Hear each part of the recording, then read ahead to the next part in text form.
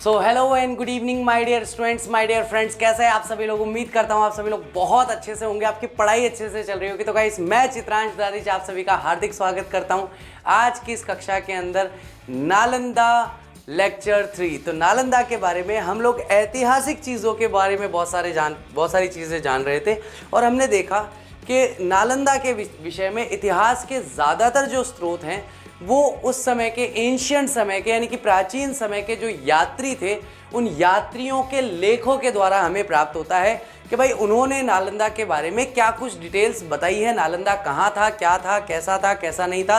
ये सारी की सारी चीज़ें हमें इस चैप्टर में यहाँ पर देखने को मिल रही हैं। डॉक्टर राजेंद्र प्रसाद जी जो हैं वो अपनी स्पीच में, अपने भाषण में इन सारी चीज़ों का प्रयोग कर रहे हैं और इसके बारे में विस्तृत व्याख्या कर रहे हैं। तो चलिए गाइज, अपनी इसी जर्नी को आगे बढ़ाते हैं।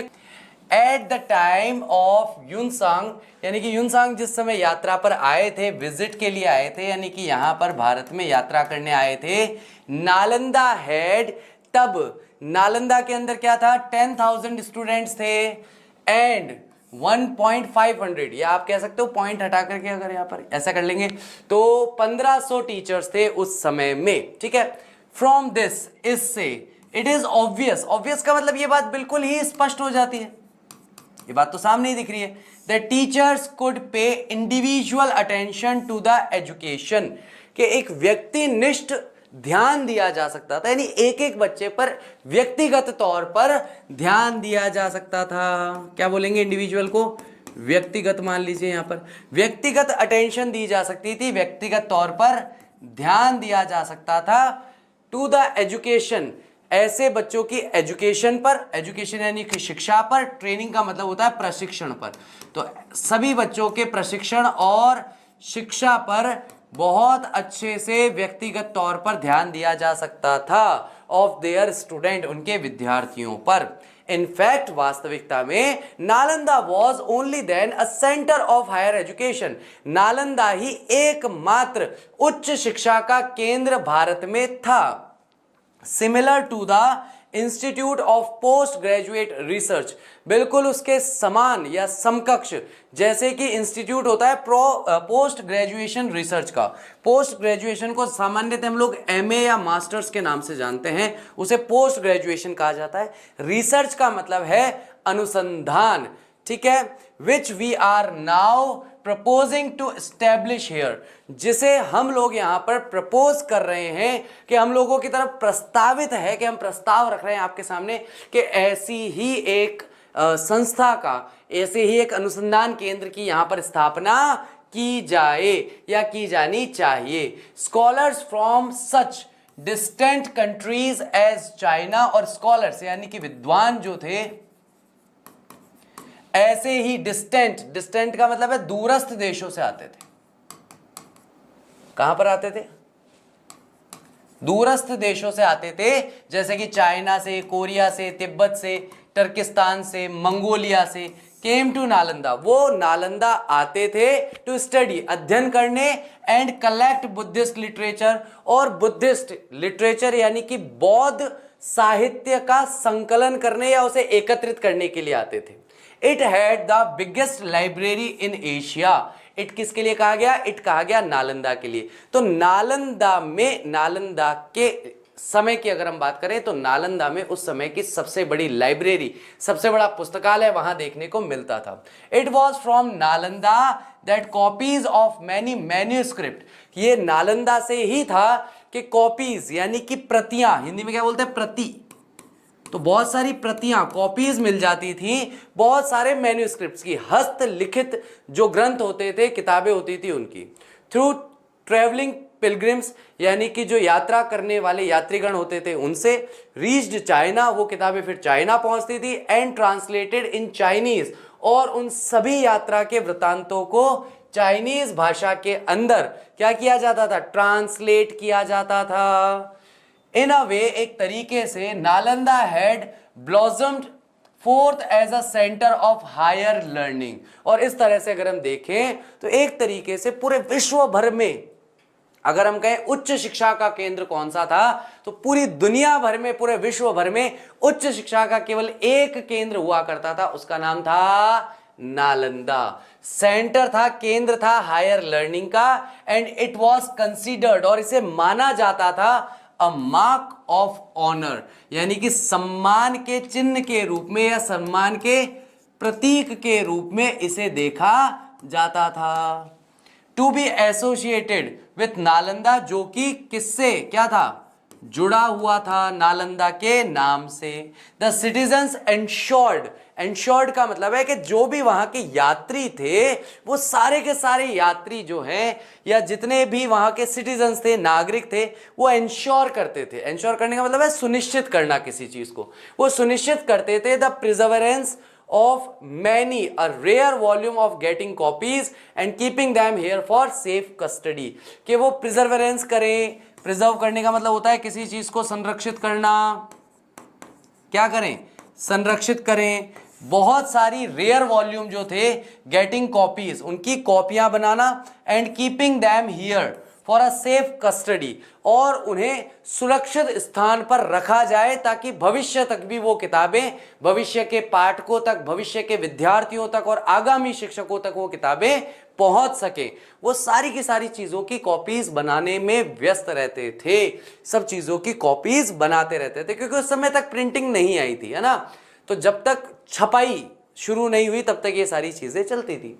When, जब इन 12th सेंचुरी, 12वीं शताब्दी में, इट्स लाइब्रेरी वॉज डिस्ट्रॉयड, इसकी लाइब्रेरी, इसके पुस्तकालय को जब नष्ट कर दिया गया, डिस्ट्रॉयड का मतलब है नष्ट करना, many of the manuscript had already found their way to Nepal and Tibet, and many of these manuscripts are still there. तो बहुत सारी जो मैन्यूस्क्रिप्ट थी, हस्तलिखित जो ग्रंथ थे, वे पहले ही अपना रास्ता वहां से देख चुके थे, यानी कि जलने से पहले या नष्ट होने से पहले उस लाइब्रेरी में से ज्यादातर किताबों की कॉपीज जो हैं वह दूसरे देशों में जा चुकी थी।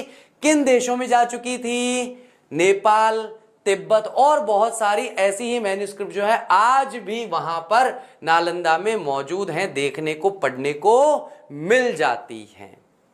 Without any reference to one particular religion, अगर हम किसी एक निश्चित धर्म को के बारे में बात ना करें, religion 100 lectures were delivered every day at Nalanda, यानी कि ना केवल सनातन धर्म की बात नहीं है, सनातन धर्म के, बौद्ध धर्म के, जैन धर्म के, तो अलग अलग धर्मों के जो लेक्चर्स हैं, जो भाषण हैं, जो शिक्षाएं हैं, वो नालंदा में दी जाती थी, और प्रतिदिन लगभग 100 धार्मिक लेक्चर्स या धार्मिक भाषण वहां पर दिए जाते थे प्रतिदिन।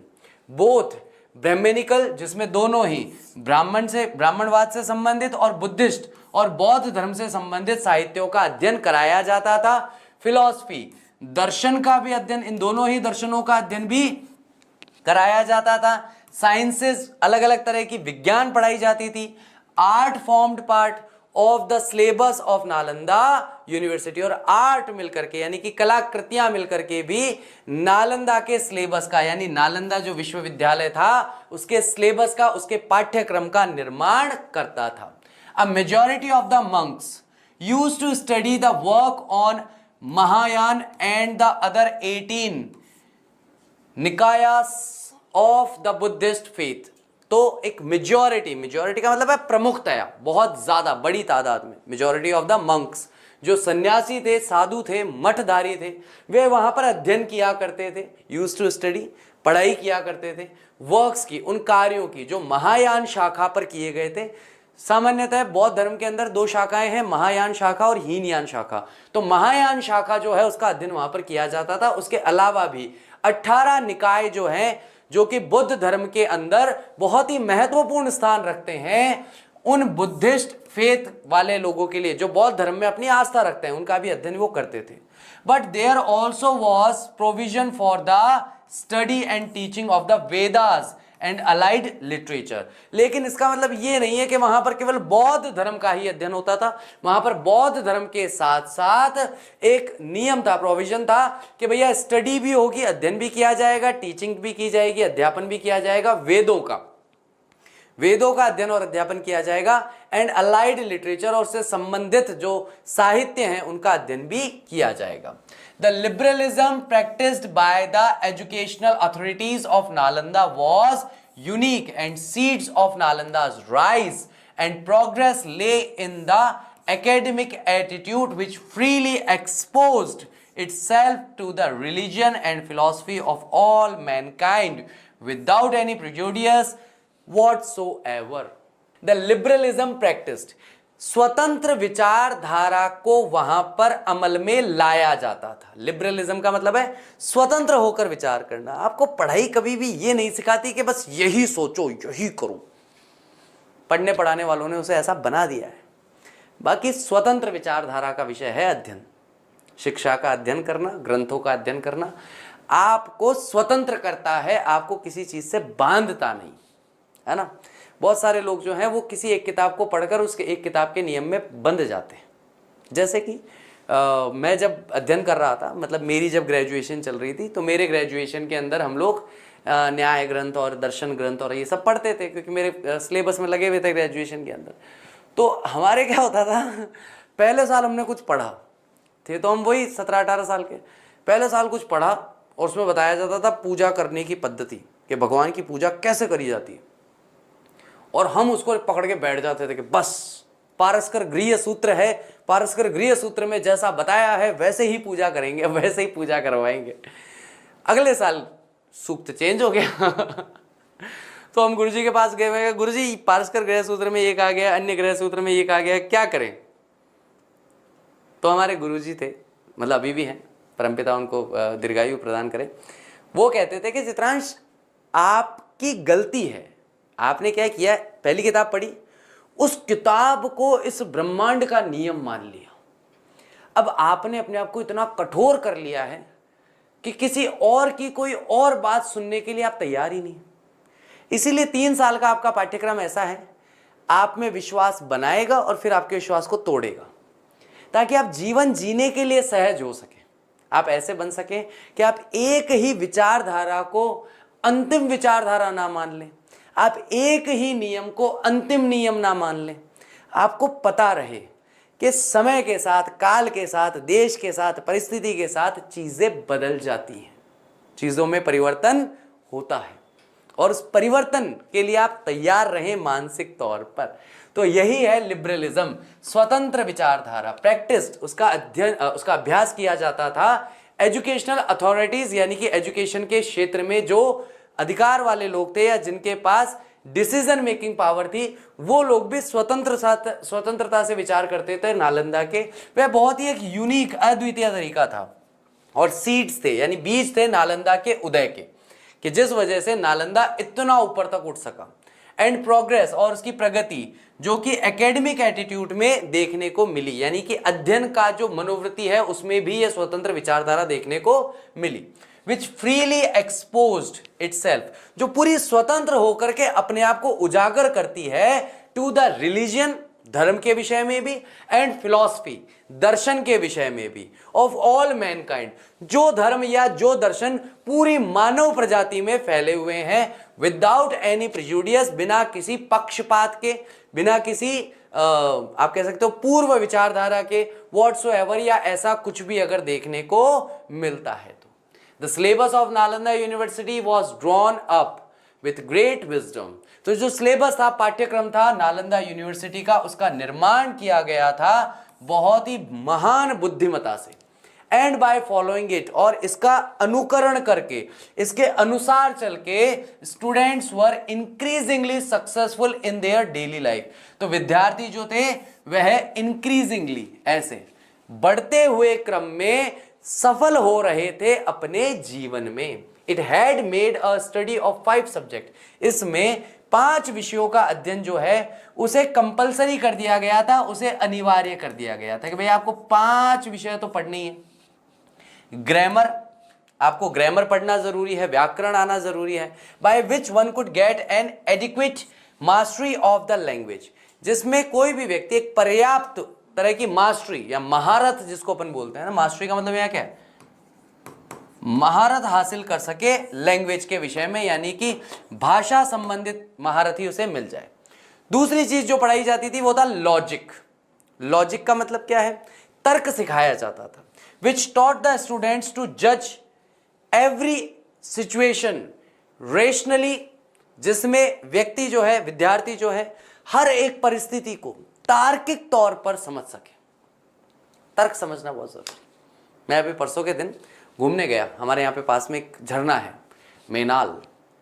वो मेनाल का जो झरना है, मेरे जाने के लगभग 10 दिन पहले वहां पर कुछ 3-4 युवक नहाने के लिए गए, मस्ती करने के लिए गए। उनमें से एक युवक झरने से नीचे गिर गया और उसकी मृत्यु हो गई। कोई कहता है दुर्घटना है, मैं कहता हूं दुर्घटना तो है ही, उसमें तो खैर कोई बड़ी बात, वो विचित्र बात नहीं है, गलत नहीं है कहना दुर्घटना कि हाँ भाई दुर्घटना तो है। और बड़ा हर एक मानव होने के नाते हमें इस चीज़ का अफसोस भी होता है, हमें इस बात का दुख भी होता है कि यार ये घटना नहीं होनी चाहिए थी। कुछ लोग हंसी मजाक मस्ती करने गए और ऐसी घटना हो गई। तो इसका मतलब क्या है, वहां पर लैक ऑफ लॉजिक था, लैक ऑफ लॉजिक था। क्योंकि आप लोग 11वीं क्लास के बच्चे हो, इसलिए आप लोगों का ये समझना बहुत ज़रूरी है कि ये क्या है घटना। तो यहाँ पर सामान्यतः झरना होता है, झरने के ऊपर यहाँ पर प्लेन रहता है और यहाँ पर एकदम से स्लो आता है, यहाँ से पानी बहकर आता है और यूं गिरता है, तो ये एक झरने का निर्माण करता है, दिखने में बड़ा सुंदर होता है। अब ये जो क्षेत्र है, ये पूरा का पूरा क्षेत्र चिकना रहता है। किस वजह से? एल्गी की वजह से, काई की वजह से। प्लस यहाँ पर पकड़ने के लिए कुछ नहीं होता। अगर आप इस जगह पर नहा रहे हैं और यहाँ से तेज पानी आएगा तो आप अपने आप को बचा नहीं पाएंगे, आप नीचे गिरेंगे ही गिरेंगे। और ये जो गहराई है, ये 200 फीट भी हो सकती है, 500 फीट भी हो सकती है, 700 फीट भी हो सकती है, 1000 फीट भी हो सकती है। और इतनी ऊंचाई से अगर कोई व्यक्ति पानी के दबाव के साथ गिरता है, तो कोई व्यक्ति अगर बरसात के मौसम में जब तेज पानी आ रहा है, अगर इस जगह पर या इस जगह पर स्नान करना चाह रहा है, नहाना चाह रहा है, अपने दोस्तों के साथ मस्ती करना चाह रहा है, तो इसका मतलब उसमें लॉजिक की कमी है। There is a lack of logic. वो रेशनली विचार नहीं कर पा रहे हैं, तार्किक तरीके से विचार नहीं कर पा रहे हैं। उनको लगता है नहीं, हर व्यक्ति अपने आप में क्या सुपरमैन है, सुपर हीरो है। उसको लगता है अरे अपने क्या हो गया, पानी वानी आएगा देख लेंगे। और कई बार ऐसा होता है जब पानी आता है देखा नहीं जाता है, फिर ऐसा लगता है कि यार आया तो सही लेकिन मैं देख नहीं पाया, है ना। तो वो चीज़ नहीं होनी चाहिए। तर्क सिखाया जाता है, विच टॉट टू द स्टूडेंट, जो विद्यार्थियों को सिखाया जाता था टू जज एवरी इशू, के हर एक इशू, हर एक मुद्दा जो है उसे रेशनली, उसे तार्किक तरीके से समझा जाए।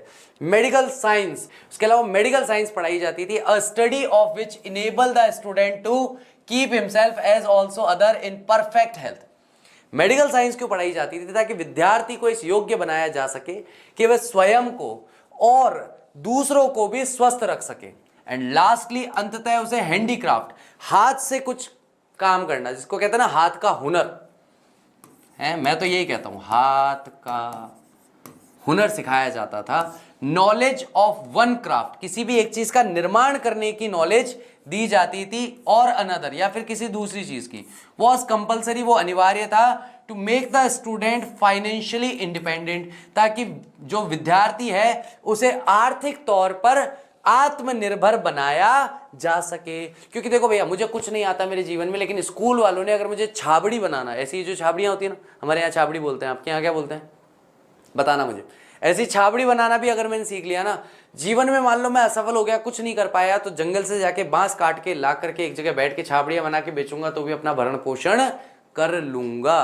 तो कुछ ना कुछ ऐसा हाथ का हुनर सिखाया जाता था जिससे व्यक्ति आर्थिक तौर पर स्वायत्त हो सके।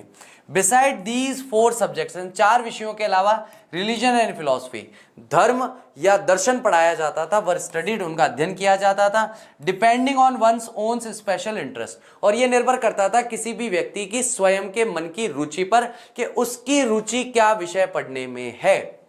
The high ideal which Nalanda had set in the matter of the courses of study deserves our attention and consideration even now। और ये जो इतना ऊंचा आदर्श स्थापित कर दिया था नालंदा यूनिवर्सिटी ने, मैटर ऑफ कोर्सेज, और किस विषय में, खास करके कोर्सेज के विषय में, जो स्टडी के कोर्सेज थे, वो डिजर्व करता है, वह इस योग्य है हमारा अटेंशन, हमारा आज का वर्तमान का ध्यान और हमारा सोच विचार, कि हमें इस विषय में सोचना चाहिए कि क्या आज की हमारी शिक्षा ऐसी है, क्या हमारी आज की शिक्षा ऐसी है जिससे व्यक्ति पढ़े भी, अपनी कमाई भी कर सके, अपना स्वास्थ्य का भी ध्यान रख सके, तार्किक होकर के भी सोच सके क्या हमारी पढ़ाई ऐसी है, क्या हमारा कोर्स, हमारा सिलेबस ऐसा है या नहीं है, इस बारे में आज भी सोचना चाहिए। It was this well coordinated course of studies which made the knowledge of its student both deeply penetrating and utilitarian in its practical application। और ये जो वेल कोऑर्डिनेटेड, अच्छी तरह से समन्वय बिठाने वाला जो कोर्स है स्टडीज का, जिसकी वजह से made the knowledge of its student, जो कि इसके विद्यार्थियों के ज्ञान का निर्माण करती है। और ज्ञान कैसा? डीपली पेनिट्रेटिंग, जो अंदर तक गहराई तक उतरा हुआ ज्ञान है, एंड यूटिलेरियन, उपयोगी भी है कि आप अंदर तक भी ज्ञान से भरे हुए हो और बाहर का जो आप सामाजिक जीवन जी रहे हो उसमें भी आप ज्ञानी हो। प्रैक्टिकल एप्लीकेशन, यानी कि बहुत ही प्रायोगिक तौर पर अगर आप कोई काम करना चाहते हो, प्रैक्टिकली कोई काम करना चाहते हो, तो उसे भी आप ठीक से अच्छे से परफॉर्म कर सकते हो। यून सॉन्ग स्टडीड लॉ। यून सॉन्ग जो है उन्होंने कानून का अध्ययन किया था, और उस समय इसको क्या कहा जाता था? उस समय इसको कानून नहीं कहते थे, इसको न्याय शास्त्र कहते थे। लॉ को इंग्लिश में मतलब उस समय के समय में क्या कहा जाता था? न्याय शास्त्र। योगा, उन्होंने योगा का अध्ययन किया। फोनेटिक्स, फोनेटिक्स का मतलब होता है उच्चारण विज्ञान, है ना। अकुह विसर्जनीयानाम कंठ इचुयेषानाम तालु ऋटुरषाणाम मूर्धा उकु पद्मानीयानाम ओष्ठो, ये सब फोनेटिक्स हैं, यानी कि किस वर्ण का उच्चारण मुख के किस भाग से होता है और किस वर्ण का उच्चारण कैसे करना चाहिए सही तरीके से। अगर आप लोगों को चैलेंज चाहिए तो एक बार जरा कोशिश करना इन तीनों का सही उच्चारण करने की। चैलेंज दे रहा हूं, चैलेंज। अगर दम है बेटा तो इन 3 वर्णों का सही उच्चारण करके बता दो। है दम? कोशिश करके देखो, तीनों एक जैसे ही निकलेंगे क्योंकि आपको फोनेटिक्स का ज्ञान नहीं है। पाणिनि ग्रामर, पाणिनि की अष्टाध्यायी पढ़ाई जाती थी, है ना।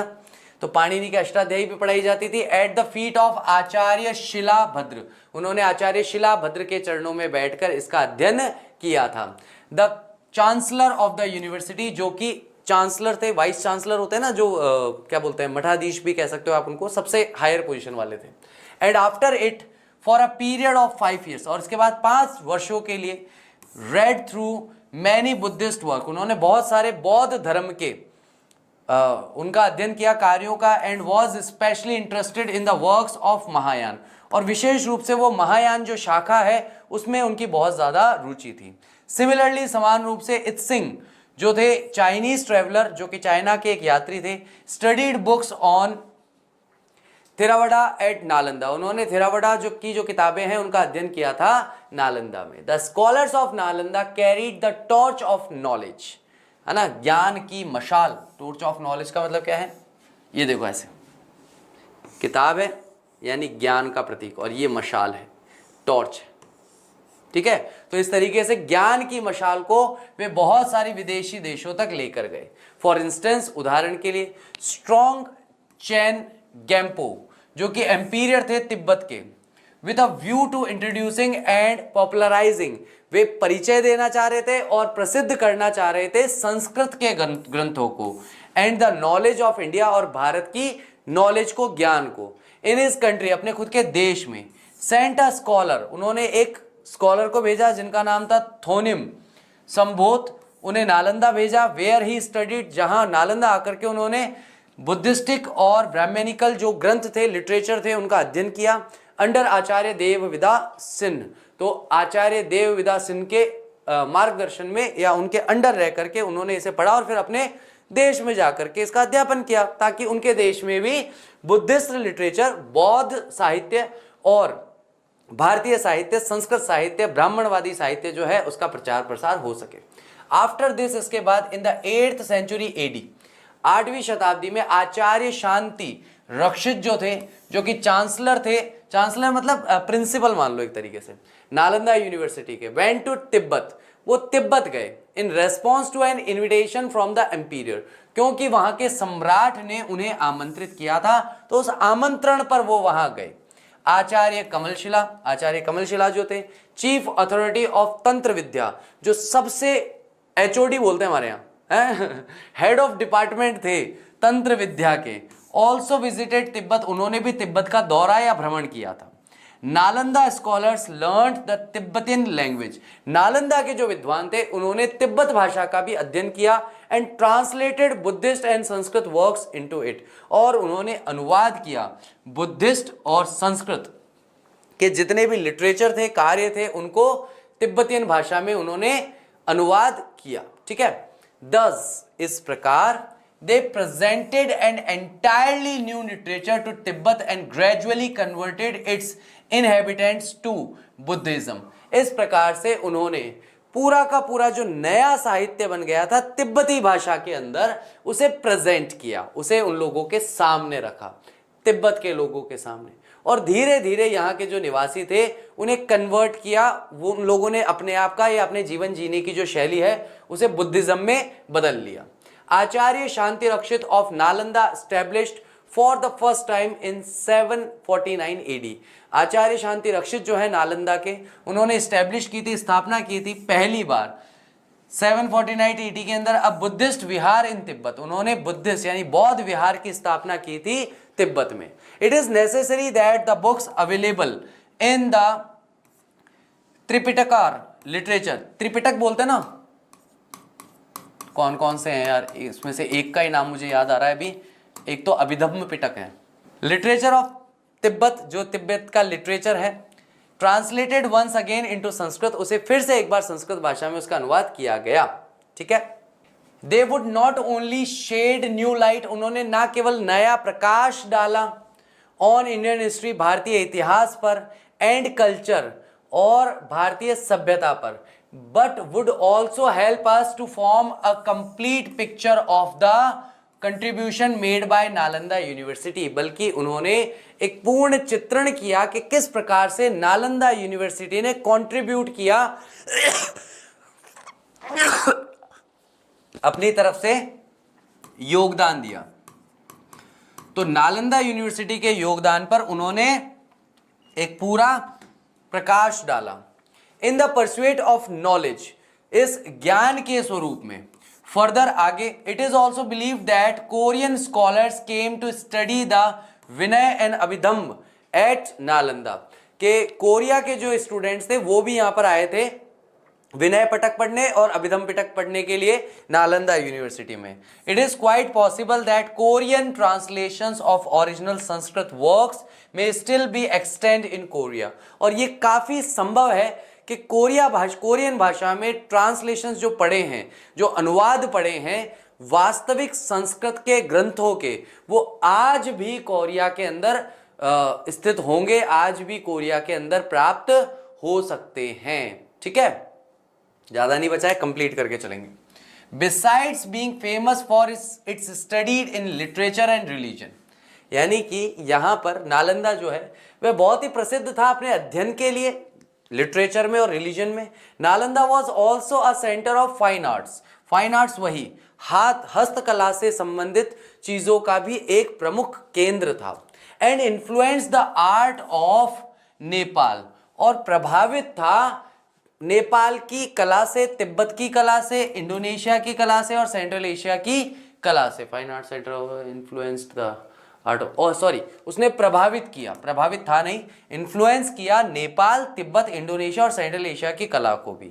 द ब्रॉन्ज स्टैच्यूज, यानी कि पीतल की जो मूर्तियां सामान्यतः बनती है ना, of Nalanda are impressive and beautiful, and scholars believe that statues of Buddha found at Kurkihar bear traces of the Nalanda school, और यहाँ पर जो पीतल की जो मूर्तियां बनाई जाती थी नालंदा के अंदर, वे बहुत ही ज्यादा प्रभावी और सुंदर थी।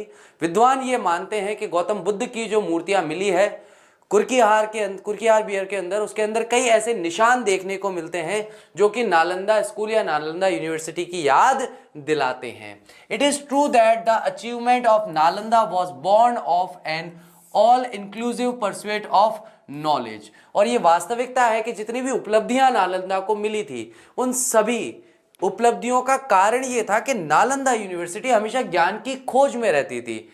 ऑल इंक्लूसिव का मतलब है पूर्ण रूप से समर्पित थी ज्ञान की खोज में। इन विच रिलीजन, जिसमें धर्म और फिलॉसफी भी था, लैंग्वेज भी था, हैंडीक्राफ्ट भी था, इन सभी ने समान भूमिका निभाई है और ये सब समान रूप से महत्वपूर्ण थी। We should aim at reviving the educational system. हमें उद्देश्य बनाना चाहिए कि हम रिवाइव करें, पुनः जीवित करें, पुनः अच्छा करें अपने शैक्षणिक तंत्र को, ऑफ अ बायगॉन एरा, जो कि अभी गुजरते हुए युग से, एरा का मतलब होता है अभी जो युग गुजरा है उसमें जो हमने देखा, and reestablish Nalanda as a centre of art, और पुनः स्थापित करें नालंदा को कला के केंद्र के रूप में, साहित्य के केंद्र के रूप में, दर्शन के केंद्र के रूप में, धर्म के केंद्र के रूप में, विज्ञान के केंद्र के रूप में। Cultural renaissance can come about in life of any nation only when a large number of determined scholars devote a lifetime to search after truth. Cultural यानी कि सांस्कृतिक पुनर्जागरण जो है वह तभी आ सकता है किसी भी देश के अंदर। कब आ सकता है?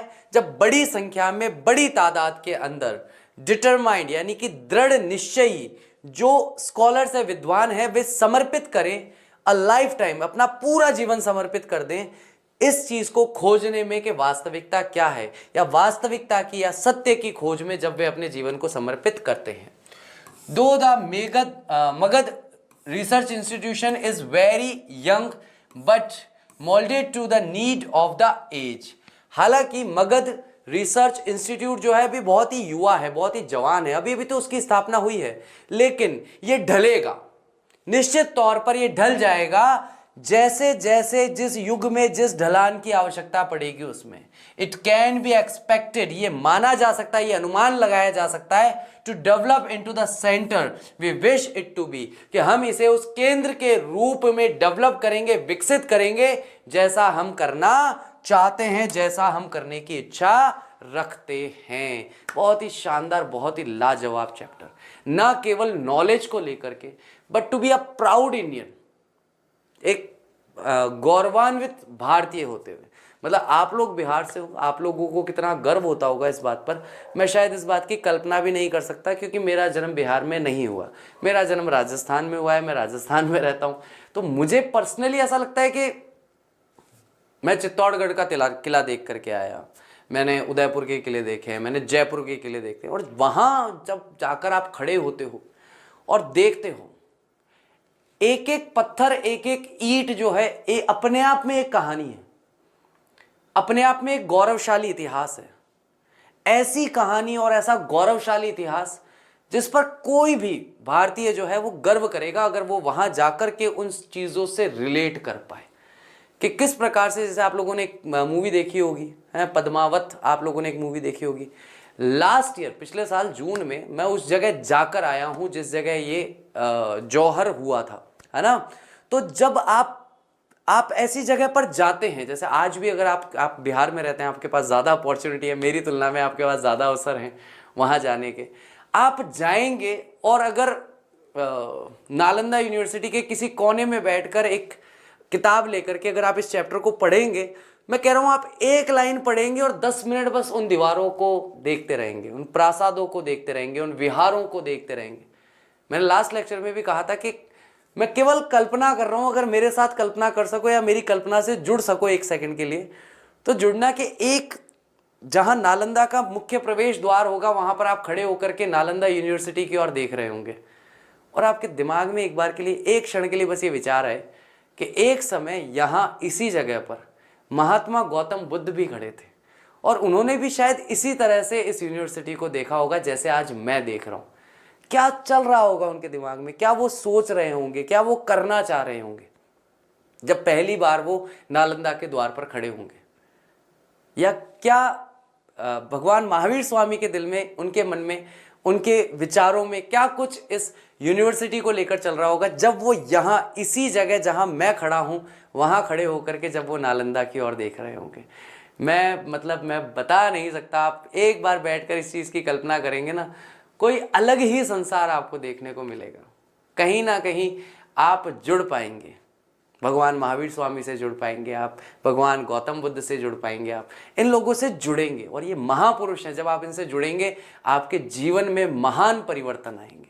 छोटी मोटी चीज़ें आप छोड़ना बंद कर देंगे, छोटी मोटी चीज़ें आप सोचना बंद कर देंगे, आपके विचारों का जो संसार होगा वो इतना विशाल होगा।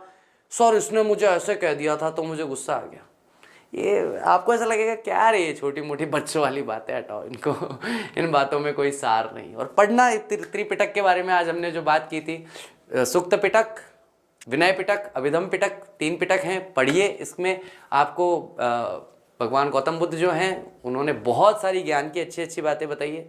आप पढ़ेंगे, रिलेट करेंगे तो आप बहुत ही अच्छा महसूस करेंगे। उम्मीद करता हूँ आज का लेक्चर अच्छे तरीके से समझ में आया होगा, आपने अच्छे से एंजॉय किया होगा। Thank you very much, I will see you tomorrow, till then take care of yourself, bye bye. कल मिलते हैं क्वेश्चन आंसर के साथ, बाय, टेक केयर।